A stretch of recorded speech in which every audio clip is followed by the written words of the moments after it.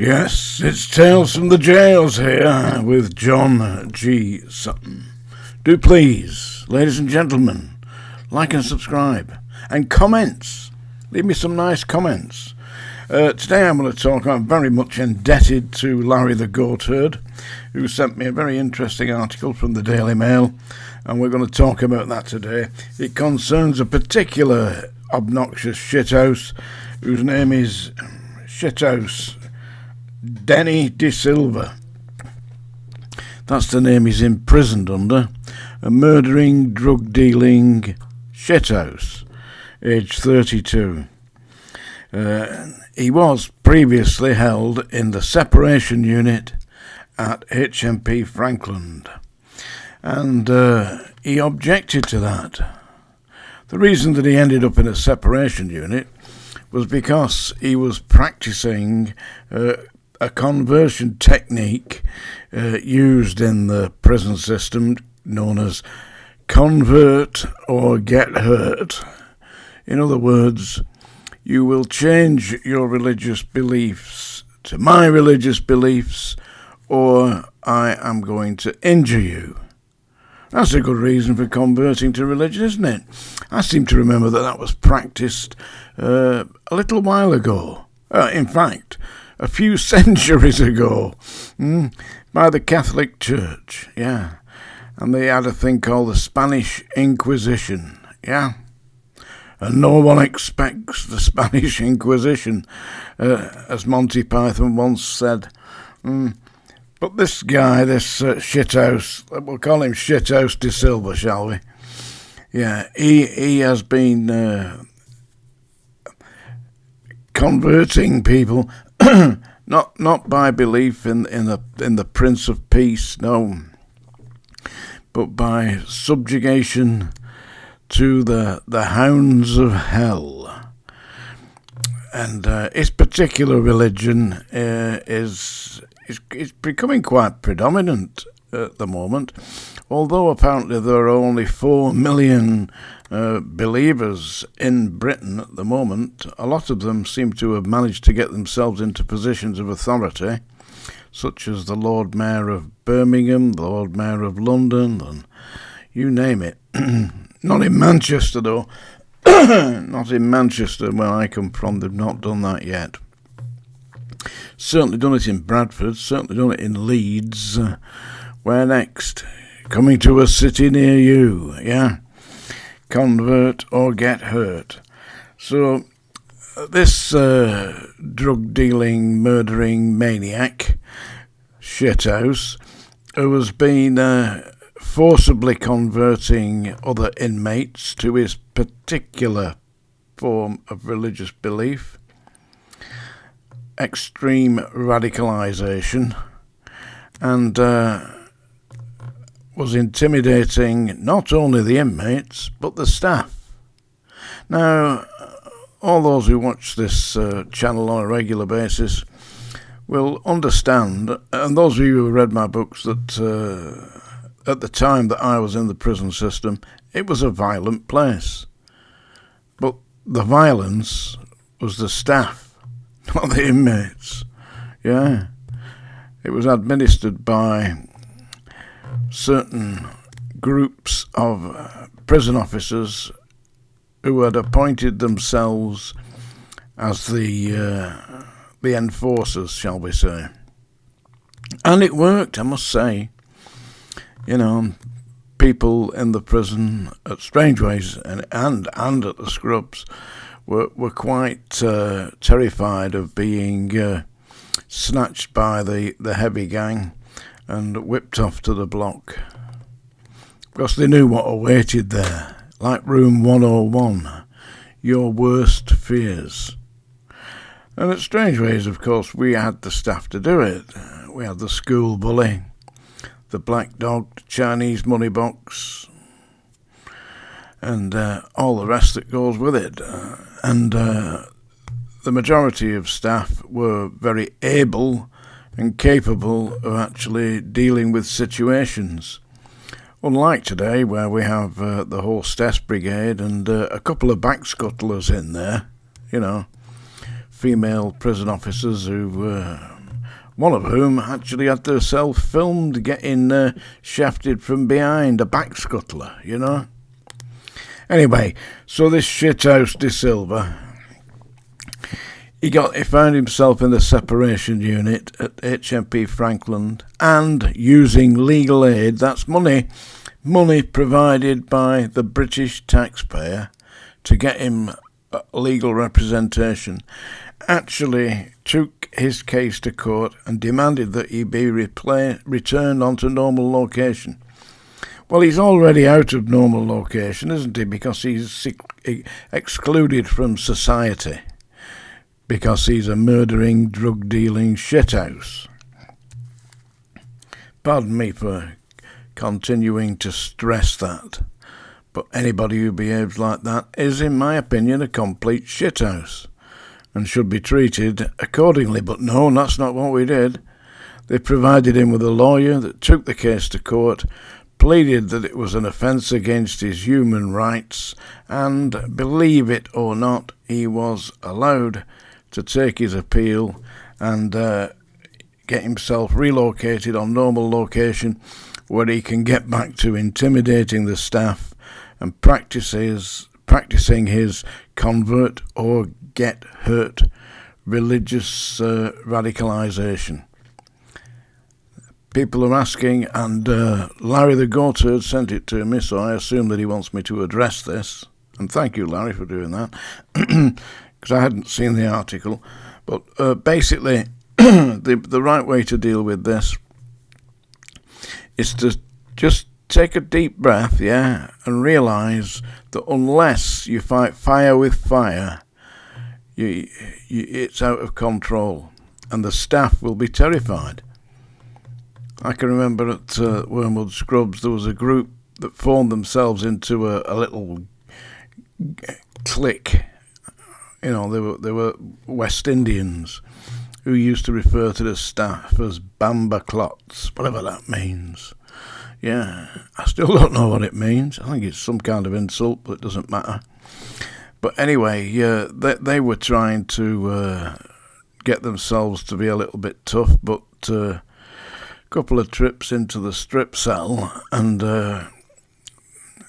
meeting with the heavy brigade, that kind of cured that. What are they doing now? They're not doing anything, are they?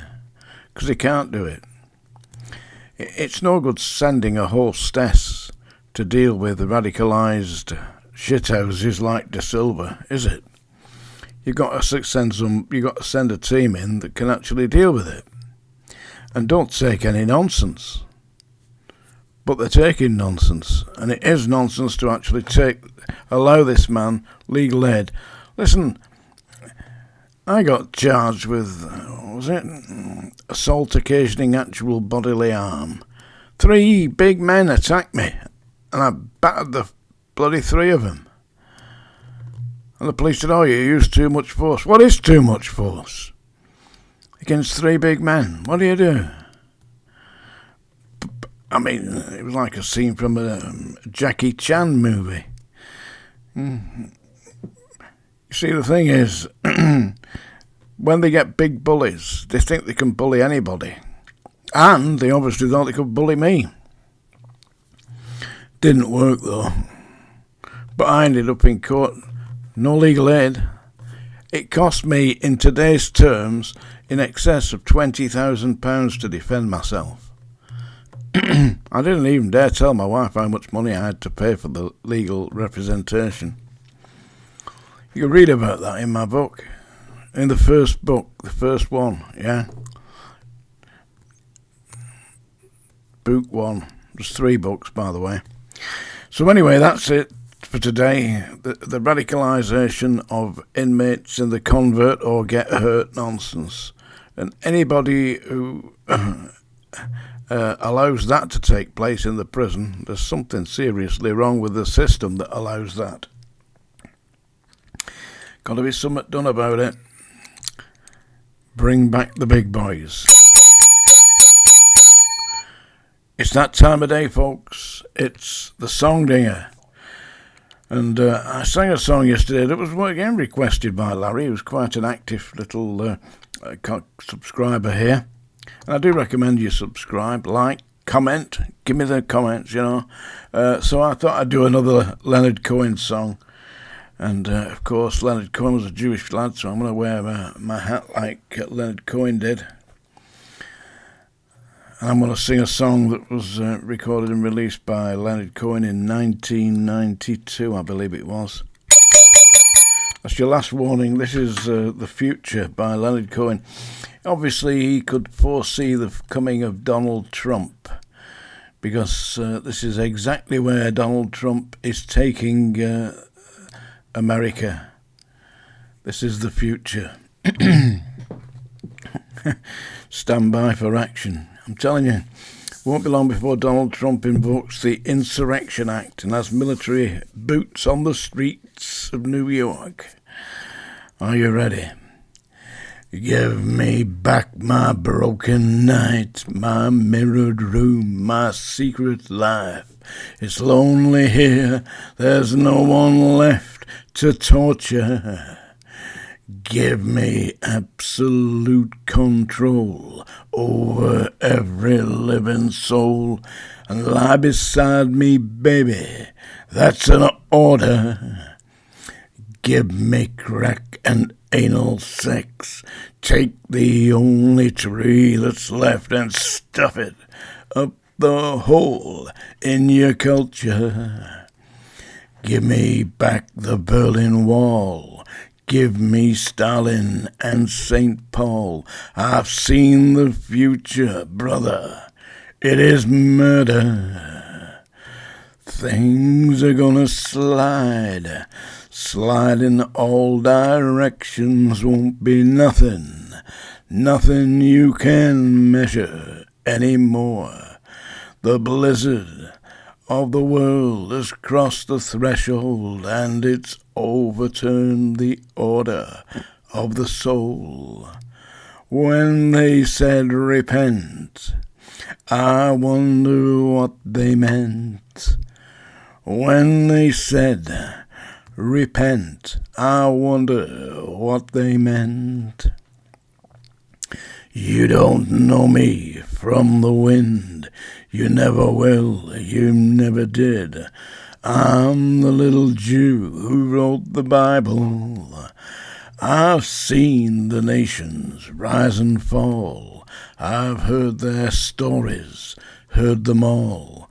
But love's the only engine of survival.